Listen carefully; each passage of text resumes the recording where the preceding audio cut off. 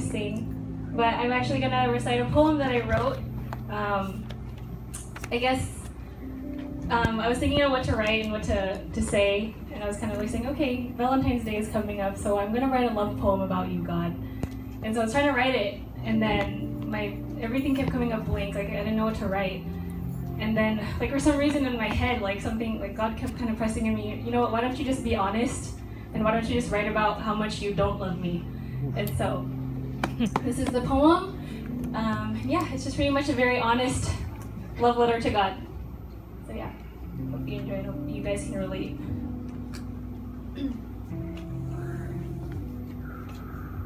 Dear God, so I'm sitting here with my pen and my page because I want to write a poem for you.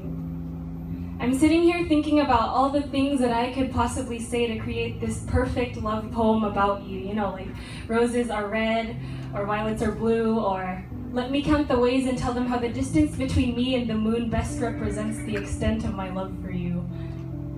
But my pages keep coming up blank, because it's as if King David had already proclaimed every love song in the Psalms that can ever be written for you. And not to mention, they were all probably written in Hebrew, so how can my English-speaking tongue bear to compete with every beautiful scripture already written about you? And so I asked you, God, please give me some revelation about you so that I can write my love onto these lines with my ballpoint pens and my number 2s. Give me some wisdom, because I want to tell them how you made the roses red and how all the violets bloom because you told them to.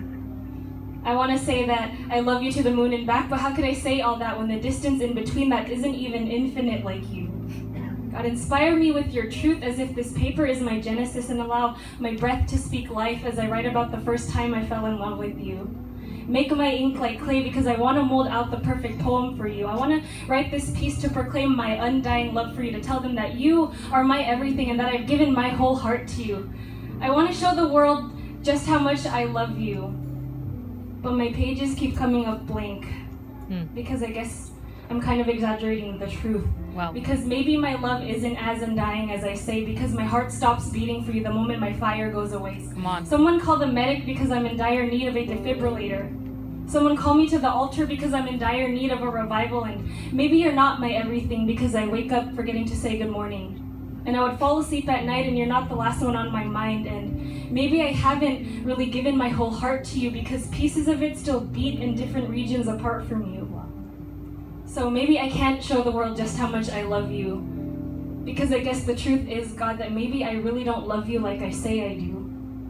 Because sometimes it's hard to stand up here and glorify your name, and sometimes I don't always lift my hands to you in praise, and sometimes I'm not always so obedient to your ways because you tell me to go, and then I just stay. Lord, forgive me, but can I just be honest with you? That sometimes it's hard to love you because of all the things that I feel like I need to do, because you're telling me to tithe. And I know I really should. But God, I really need this money, you know, for food. Or maybe some new shoes. And you're telling me to forgive? But God, really, I don't want to. I'm gonna look like a fool, and I'm not too good at forgiving like you. That's your job, that's what you do.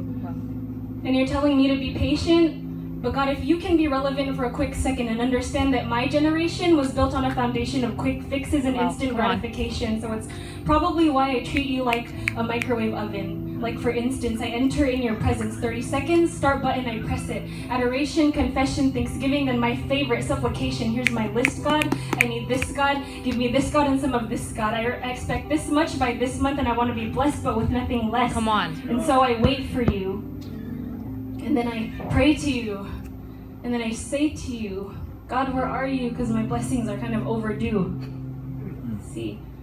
Sometimes it's hard to understand all of your good ways when I'm doing exactly as you say, like in that one verse that comes after Matthew 6:32, the one that says to first seek you and all will be added unto you. But God, I'm looking at my life and there's no change coming through. God, I'm looking at my bills and there's no change coming through. And I'm looking at my bank account and it's still reading -32, but that's okay, because I trust you. But I'm also a little scared too. I'm scared that you won't come through at the right time when I need you to. But you know what? I realize that yes, you are the Father of time. And I remember that your clock doesn't tick-tock to the same rhythm as mine, and I get that, don't I? I understand that, don't I? So why do I get so upset when your plans don't align with mine? See, I know your ways are not my ways. And I know your thoughts are not my thoughts, but sometimes I would rather die and give in than to endure the so-called good fight. Because I really don't want to be a prisoner like the Apostle Paul and John. But it's like I wasn't even given a choice, because in my thoughts I am a prisoner of war, because I'm battling my mind between what's wrong and what's right. Because sometimes I would rather do wrong than do right. Because sometimes it's easier to do wrong than do right, but how could this be so wrong when it feels so right? See, because sometimes I feel like partying on a Friday night. And sometimes I just want to curse out the dude that cut me off on the 85, and sometimes I just want to love whoever I like. And do all the things I did before you came into my life, because God, I really don't like being persecuted for doing right. Wow. And I really don't enjoy the feeling of being left out and ostracized. And really, sometimes I just don't understand all your reasons why. But then I just close my eyes. And God, I just apologize to you. Wow. Because I realize that sometimes I am the prodigal son in the book of Luke. That I do what I want and then I come running back to you. Because I remember there was once a time when I was so madly in love with you. God, what happened? How come I don't love you like I used to? Wow, yeah. How come I don't love you like the first time I met you? And how come my fire isn't burning like it used to? And how come I don't love in the same way that you do? You know, maybe that's the point. Because my human heart doesn't have the capability to.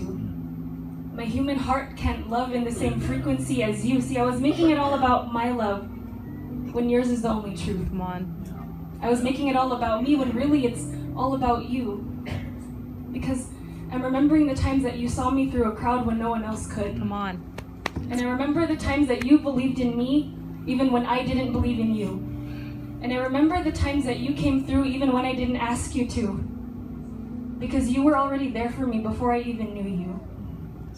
And I forget to thank you for each and every breath, even though it's you who continues to orchestrate the rhythm of my steps, and I wake up forgetting to read my daily bread, even though it's you who decides whether or not I wake up from my rest. But still, each day it's you who wakes me. Even though you would much rather take me up into the heavens where you are seated, but still, you keep me here because you know my worth is still needed. You know that my purpose here on earth has yet to be completed, and yes, I come from a generation of instant gratification and quick fixes, but there's nothing more quick than your grace when I need it. Come on. And Yes. there's absolutely nothing more instant than your forgiveness. See, it's like sometimes I'm so focused on the length of my eyelashes, but when I finally open my eyes, I realize that you went great lengths to receive my lashes on your back. Hallelujah. And when I am caught in the act, like the adulterous woman that I am, you stand before me. And then you defend me. And then you take the blame for me and you tell them, don't throw the stones at her, throw them at me. Jesus, why would you do such a thing for somebody like me? Jesus, why do you love me when I am so undeserving? And how is it that in your arms you hold me so steady? When in your palms are 2 nails meant for me. Jesus, I will never understand the depth of your love for me, but I confess with my lips that Jesus is Lord and you did all of that for me. Come on. Ephesians chapter 3 down to verse 20 says, to God be the glory, who is able, his power mighty, who works within us to accomplish infinitely more than what we ask or what we think. So here, God, take my page and take my ink. Wow. Tell them about the greatest love story about your love for humanity. Woo! Hallelujah. Woo!